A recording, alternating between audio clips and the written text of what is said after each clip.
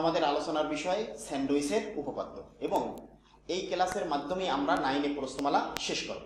প্রথমেই আমি তোমাদেরকে স্যান্ডউইচের উপপাদ্যের কিছু বেসিক আলোচনা করি। এখানে দেখতে পাচ্ছ fx একটি ফাংশন, gx একটি ফাংশন এবং hx একটি ফাংশন, এবং এই তিনটি ফাংশনের ভিতরে একটি গুরুত্বপূর্ণ সম্পর্ক আছে। সম্পর্কটা কি তোমরা দেখতে পাচ্ছ?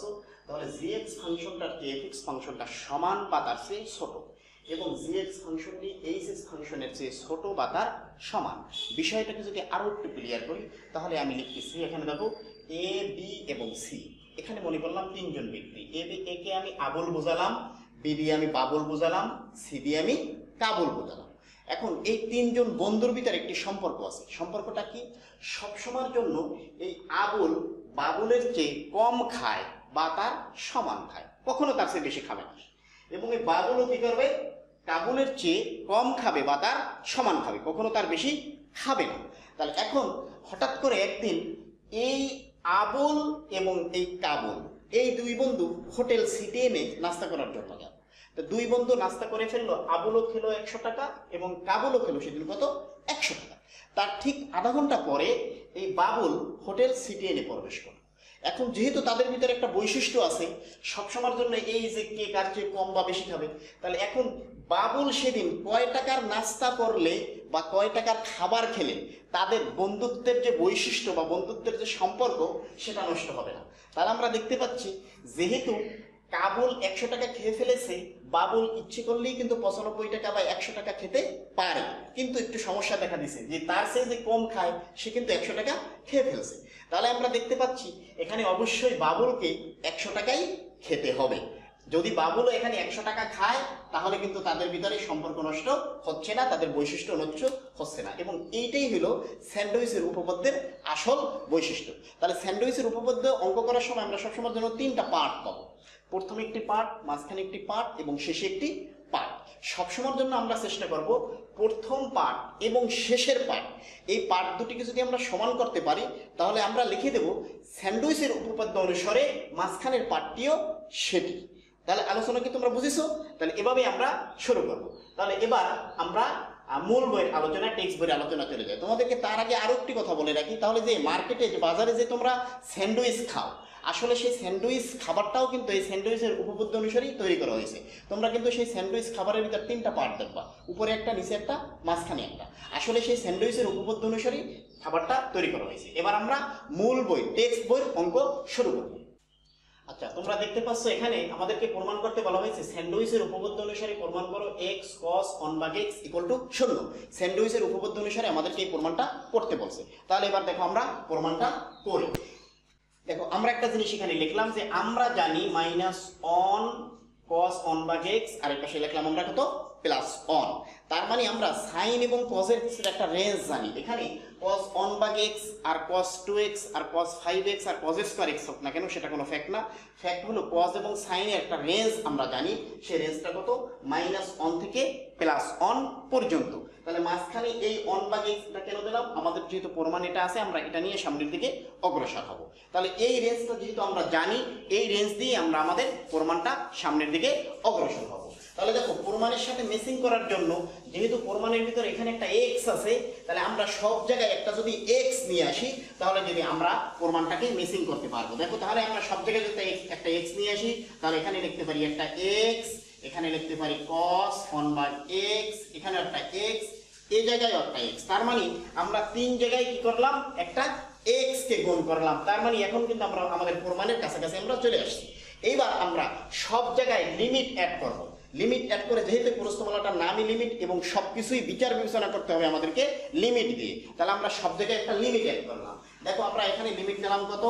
Limit x tends two 0 - x, তারপর আবার আমরা এখানে কত দিলাম? Limit x tends two 0 x cos 1/x, তারপরে আমরা এখানে দিলাম কত? আবারও লিমিট x টেন্ডস টু 0, এখানে দিলাম কত? x। তাহলে এবার তোমরা দেখতে পাচ্ছ আমরা প্রত্যেকটার আগে শুধু কি করেছি, লিমিট অ্যাড করেছি। এবার স্যান্ডউইচের উপপাদ্যের বেসিক আলোচনায় আমরা কি বলেছিলাম, যে প্রথম পার্টটা এবং শেষ পার্টটা নিয়ে আমরা প্রথমে কাজ করব। এই দুটি পার্টে যদি দেখি আমরা একই উত্তর, তাহলে আমরা লিখে দেব স্যান্ডউইচের উপপাদ্য অনুসারে মাঝখানের এটিও সেই একই জিনিস। তাহলে আমরা এখানে দেখতে পাচ্ছি, এখানে limit x tends two 0 minus x, এটাকে যদি আমরা মান বসানোর চেষ্টা করি শূন্যের কাছাকাছি, তাহলে x এর মান যদি 0 হয় মাইনাস 0 আর প্লাস 0 তো একই কথা। তার মানে কি আমরা এখানে 0 লিখতে পারি, তার মানে আমরা 0 লিখতে পারলাম। এবং যদি এটাকে আমরা করার চেষ্টা করি, এবং limit x tends two 0 x equal to, এটাকেও আমরা কি লিখতে পারি 0, কারণ x এর মান যদি 0 এর কাছাকাছি বা 0 বসাই তাহলে ওটাও কি হয়ে যায়, 0 হয়ে যায়। তাহলে আমরা এ পাশের এই বাম পাশের এটাকেও পেলাম 0 এবং ডান পাশের এটাকেও আমরা কি পেলাম 0। তাহলে অবশ্যই মাঝখানের এই পার্টটাকে আমরা 0 লিখতে পারি। তাহলে কি লিখতে পারি আমরা, অতএব স্যান্ডউইচের উপপাদ্য অনুসারে limit x tends two 0 x cos 1/x equal to 0, এইটাই হলো প্রুফ। তার মানে আমরা স্যান্ডউইচের উপপাদ্য অনুসারে অঙ্কটিকে প্রুফ করব। এবার আমরা আলোচনা করব 16 2 নম্বর অঙ্ক। 16 2 নম্বর অঙ্ক কি আছে, x square cos 1/x square equal to 0। তার মানে স্যান্ডউইচের উপপাদ্য অনুসারে আমাদেরকে এই প্রমাণটা করতে হবে। তাহলে আমরা প্রমাণটা করা শুরু করি।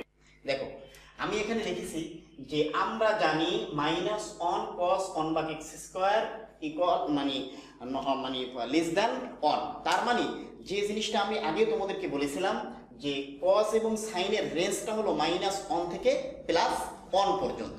এবার আমরা এই পদ্ধতিটি সামনের দিকে অগ্রসর হবো। আর এখানে tan 1/x স্কয়ার লিখলাম আমরা, আমাদের প্রমাণটা যেহেতু এভাবে আছে তাই আমরা এভাবে প্রমাণটা করার চেষ্টা করব।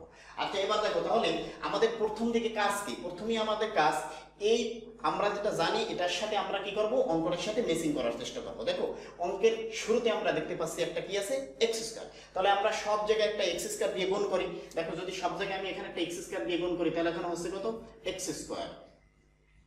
তারপর এখানেও আমরা একটা x স্কয়ার দেব cos 1/x স্কয়ার, এখানেও আমরা একটা x স্কয়ার দেব। দেখো এই পর্যায়ে আসার পরে আমাদের অঙ্কটার মাঝখানের অংশটা প্রায় মিলে গেছে। এবার আমরা লিমিট অ্যাড করব। দেখো আমাদের লিমিটে কিন্তু আছে টেন্ডস টু 0। তাহলে আমরা যদি লিমিট অ্যাড করি তাহলে দেখতে পাচ্ছ limit x tends two 0 minus x square, আবার ওখানে আমরা লিমিট অ্যাড করলাম x tends two 0 x square cos 1/x square, আবার লিমিট x টেন্ডস টু 0, এখানে আছে কত, x স্কয়ার। এই পর্যায়ে আসার পরে আমাদের কাজ কি, আমরা প্রমাণ করার চেষ্টা করব প্রথম অংশটাকে নিয়ে কাজ করব এবং শেষ অংশটাকে নিয়ে কাজ করব। প্রথম এবং শেষ অংশটা যদি দেখি একই জিনিস হয় তাহলে মাঝখানের পার্টটাকেও আমরা লিখে দেব সেই জিনিসটা। তাহলে আমরা এখানে দেখি মান বসানোর চেষ্টা করি। তাহলে x স্কয়ারের মান যদি 0 হয়, x এর মান যদি 0 হয় তাহলে x স্কয়ারের মান কত, 0, এই 0 বসাই দিলাম। এবং limit x tends two 0 x square, এখানে কত বসাইতে পারি আমরা, 0।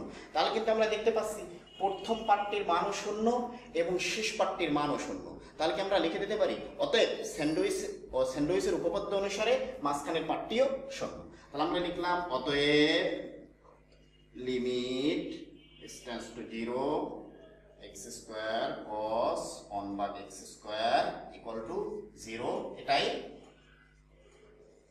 প্রুফ। তার মানে আমরা এবার স্যান্ডউইচের উপপাদ্য অনুসারে এই অঙ্কটাকে আমরা প্রুফ করলাম।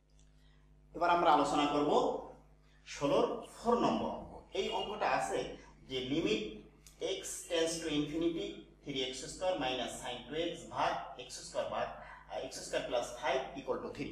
যদিও বইতে প্রিন্টিং মিস্টেক এটা ইকুয়াল টু 0 দিয়েছে, আসলে কিন্তু এটা 0 না, এটা আসলে কিন্তু x স্কয়ার ইকুয়াল টু 3 হবে, sin 2x square plus 5 equal to 3। আচ্ছা এবার আমরা এই অঙ্কটাকে প্রমাণ করা শুরু করব। দেখো তাহলে একই পদ্ধতিতে আমরা অঙ্কটাকে শুরু করতেছি এবং আমরা এটাকে প্রুফ করব। দেখো এবার আমরা জানি দিয়ে আরেকটা সেই একই কথা লিখলাম যে আমরা জানি -1 sin 2x + 1। তার মানে যে sin x এবং cos x এর রেঞ্জটা কত, -1 থেকে +1। আমি আগেই বলেছিলাম যে মাঝখানে sin 2x থাকুক আর sin স্কয়ার থাকুক সবকিছুর রেঞ্জ একই বিষয়। আমরা এইটাকে নিয়েই আমরা সামনের দিকে অগ্রসর হব। এবার আমরা এই অঙ্কটা পরের লাইনে আমাদের কাজ কি, অঙ্কটার সাথে আমরা ম্যাচিং করার চেষ্টা করি। দেখো এই অঙ্কটার ভিতরে আমরা দেখতে পাচ্ছি শুরুতে একটা 3x স্কয়ার আছে, তাহলে এখানে যদি একটা 3x স্কয়ার দিয়ে দিই, এখানে যদি একটা 3x স্কয়ার দিয়ে দিই, এখানে একটা 3x স্কয়ার দিয়ে দিতে হবে, এবং তার নিচে আমরা দেখতে পাচ্ছি একটা x স্কয়ার প্লাস 5 আছে। তাহলে সেই কাজটা আমরা প্রত্যেকটা জায়গায় করি। দেখো যদি আমরা সেই কাজটা এখানে প্রত্যেকটা জায়গায় করি, তাহলে কিন্তু আমরা এখানে দেখতে পাচ্ছি 3x স্কয়ার আর -1 ছিল, আর তার নিচে আমরা দিয়ে দিচ্ছি কত x স্কয়ার প্লাস 5। তাহলে আমরা আবার সেই লেস দ্যান দিলাম, লেস দ্যান ইকুয়াল, আবার এখানে দিলাম কত 3x square minus sin 2x ছিল, আর নিচে দেব আমরা কত x স্কয়ার প্লাস 5। তারপর আবার আমরা সেটা দেব লেস দ্যান ইকুয়াল, তাহলে এখানে দেব কত 3x স্কয়ার, যেহেতু এখানে ছিল প্লাস 1 তাই এখানে হবে কত একটা প্লাস 1, তাহলে আমরা এখানে দেব কত x স্কয়ার প্লাস 5। এই পর্যায়ে আসার পরে আমরা দেখতে পাচ্ছি যে অঙ্কের সাথে একেবারে প্রায় একটা মেসিং হয়ে গেছে, তাই না?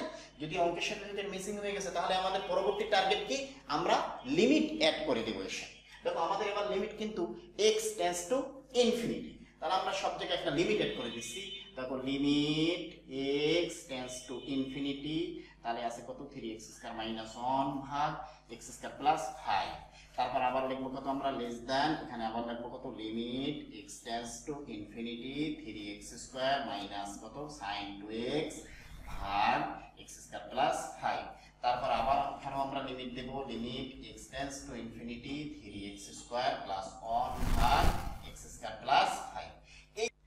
এবার আমরা এই পার্টটাকে, এই পার্ট এবং এই পার্ট, এই দুইটা পার্টকে আমরা ভিন্ন ভিন্ন ভাবে করার চেষ্টা করব। তাহলে এই পার্টটাকে আমি এইখানে লিখি, নতুন করে এই পার্টটুকু একটা প্রমাণ করার চেষ্টা করি। এখানে আমরা লিখতেছি limit x tends to infinity 3x square minus 1 ভাগ x স্কয়ার প্লাস 5।